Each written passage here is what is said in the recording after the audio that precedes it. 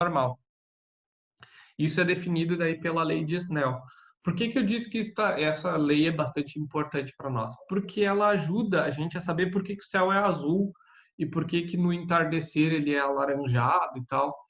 Ele é azul por causa da dispersão da luz, que a gente vai falar na próxima aula, que divide e quebra a luz em várias cores diferentes, e por causa da refração da luz no ar, na atmosfera. Ela quebra de tal forma que a gente enxergue o azul. Quando a gente está se aproximando do entardecer, que o céu vai ficando mais alaranjado, mais avermelhado, ela está quebrando de uma forma diferente, de uma forma que a gente enxergue daí o céu avermelhado. O que está acontecendo nessa quebra? O que está acontecendo para mudar, para a gente ter cor? Quando a gente está com o céu azul, a gente vai ter uma frequência próxima, que é o que a gente viu aqui, uma frequência próxima do azul. Frequência define a cor. Então a gente vai ter uma frequência próxima do azul. No final da tarde, a luz é quebrada de tal forma que a gente vai ter uma frequência próxima do vermelho, uma luz menos energética. E é uma coisa que a gente pode sentir naturalmente, pessoal, porque a gente sabe que esfria conforme está se aproximando do fim do dia. Vai ficando mais frio, porque se tu tem menos frequência, tu tem menos energia, então, consequentemente, a luz vai ficando com uma temperatura, a quantidade de energia que te transmite é menor, vai ficando um pouquinho mais frio. Durante o dia, a gente está próximo do azul, então mais frequência, que nem está aqui. Durante o fim da tarde, próximo do vermelho, menos frequência.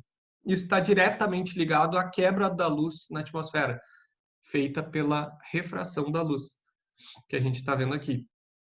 A luz do sol vem assim, né? E dela dá uma quebrada. E essa quebrada daí mudou a velocidade, obrigatoriamente tem que mudar a frequência. A refração não altera o comprimento de onda, continua sendo luz. Mas no caso ali, desculpa, a refração ela não altera a cor, que altera a cor é a difração. Mas se alterou a velocidade, vai alterar o comprimento de onda ou a frequência. Como muda a cor, muda a frequência. A frequência está diretamente ligada à cor. Quem define a cor da luz que a gente está enxergando é a frequência. Então, se mudou a cor, mudou a frequência. Consequentemente, mudou a velocidade da luz também. Então, a gente tem aqui, quem define essas quebras aqui é chamada de lei de Snell.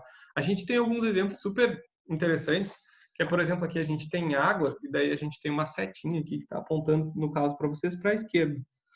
E se a gente fizer assim, vocês conseguem notar a setinha daí apontando para a direita. O que está acontecendo aqui, pessoal? A gente está tendo uma alteração na forma que a luz incide. E é um negócio super simples, ó. O que está acontecendo? Tirei daqui, ela aponta para a esquerda. Voltei, apontando para a direita. Não é nenhum tipo de mágica, é só física, tá? O que está acontecendo? A gente está vendo aqui um copo com água. Então, a luz que está sendo emitida, ela está vindo, batendo no copo e sofrendo refração. A gente pode ver aqui, ó, o índice de refração do vidro altera a velocidade da luz. Do vidro, ela passa para a água, que altera de novo a refração da luz, altera de novo a velocidade da luz, fazendo com que a luz sofra refração. Ela passa do vidro, do ar, que é um meio menos denso, menos refringente, para o vidro, que é um meio mais denso, mais refringente, para a água, água e vidro daí. A água é menos refringente que o vidro, menos densa, e depois ela sai de novo da água, passa pelo vidro, de novo no ar, e daí bate na folha. Todas essas refrações fazem alterar o sentido aqui da setinha, que nem a gente pode ver. Certo? Isso acontece por causa da refração da luz na água, no vidro, no ar. Essas mudanças de velocidade da luz. E aqui a gente tem daí, para finalizar, a lei de Snell. A lei de Snell é uma relação matemática e de trigonometria disso aqui que a gente está vendo. Ó. Passa de um meio mais ou menos refringente para um outro meio. Aqui nessa figura a gente tem de um meio menos refringente para um mais refringente. com um determinado ângulo de incidência, que é dado por esse I, ó. I é o ângulo de incidência e R é o ângulo de refração. Então a gente tem aqui, e é bem interessante que tu não precisa necessariamente fazer as contas, saber fazer as contas para saber o que está acontecendo. Para responder a questão abaixo, segue o esquema, blá blá blá, represente a superfície S de separação entre os meios transparentes e homogêneos, 1 e 2. R1, R2, R3 representam os raios luminosos, a luz no caso. Assinale a alternativa que preenche corretamente as lacunas da seguinte frase. Se R1, R2 e R3, respectivamente, raios, tarará, tarará, tarará, e o meio 1 é mais do que o meio 2. Então a gente vai ver aqui, ó, a gente tem o R1 é o raio refratado, o R2 é o raio incidente, o R3 é o raio refletido, que a luz vem, bate, reflete e ela refrata também. Acontecem as duas coisas. E esse meio, a gente tem aqui o meio 2, o meio 2 ele é menos refringente, então ele é menos denso. Como é que a gente pode saber isso? Como é que a gente sabe quem é quem aqui no caso? Quando a gente tem raios no mesmo plano, quer dizer que eles têm aqui, a gente tem reflexão. Então, os únicos que podem ser, o único que pode ser refletido ou que deveria ser refletido é o R2 ou o R3. Isso já nos elimina alguma coisa. Como a luz não pode quebrar dessa forma louca, que não pode ser o R3 e vir para o R1, não pode ser refratado dessa forma louca, demais, assim, não pode, o R3 não pode ser o início, ele tem que ser obrigatoriamente o raio refletido. Então, o R2, a gente tem o R2 incidindo, e se a gente traçasse aqui uma linha reta, ó, aqui assim, a gente vê que o R1 se aproxima dessa linha reta. Essa aproximação quer dizer que a gente passou de um meio menos denso para um mais denso, de um menos refringente para um mais refringente, que é o que está escrito aqui, ó. Quando a luz passa de um meio menos refringente para um mais, o raio de luz se aproxima da normal. Quando ele passa de um meio mais para um menos, a gente se afasta. Aqui, nesse caso, ó, ele está se aproximando. Como ele se aproxima, a gente passou de um menos para um mais. Certo? Acho que era isso. Antes da gente finalizar, eu queria mostrar mais uma coisinha para vocês, que é bem interessante. Deixa eu só tomar essa água. Que é mais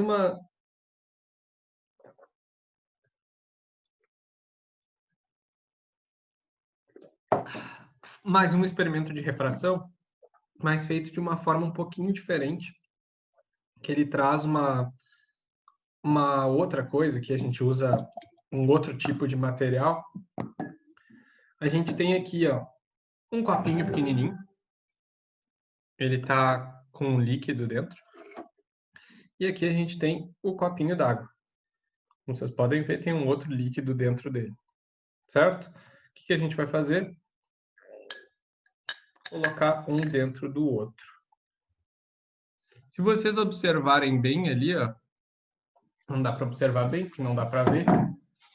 A gente vamos aumentar a quantidade de líquido aqui. Aí dá para ver melhor. Se vocês observarem bem, a base do copinho aqui, ela tá aparecendo, vocês conseguem enxergar ela, mas a linha de cima do copinho, que a bordinha do copinho, vocês não conseguem enxergar exatamente. Isso acontece porque ele está sofrendo refração líquida aqui. O líquido está sofrendo refração. A luz está sofrendo refração no líquido. Desculpa, o conceito mal aplicado. A luz está sofrendo refração nesse líquido. Olha só. A gente não consegue exatamente enxergar a bordinha ali do copo. Ele parece que está aumentado, parece que está diminuído. E tem toda essa sujeira do líquido também em volta. A gente dá umas batidinhas para ele dar uma melhorada. A gente consegue enxergar a basezinha do copo, mas não consegue exatamente enxergar o fundo dele. Por que a gente não consegue enxergar esse fundo? A gente enxerga esse fundo aumentado? Porque ele está sofrendo refração da luz. E daí o copo funciona como se fosse uma lente, assim.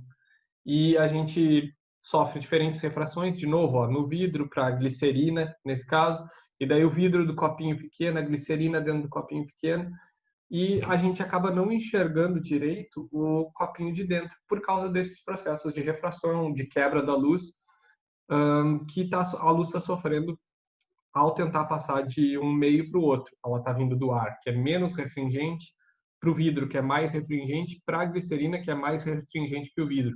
Então, a gente está quebrando várias vezes essa luz de várias formas diferentes. Para a aula de hoje, era isso. Eu espero que vocês tenham gostado, espero que tenha sido minimamente interessante, porque eu acho essa parte bem legal, assim. E qualquer dúvida que vocês tiverem, por favor, entrem em contatos, mesmo que tentem olhar todo o vídeo, mesmo que ele tenha ficado muito comprido, tá? Beijo, abraço, até qualquer dia, até o retorno.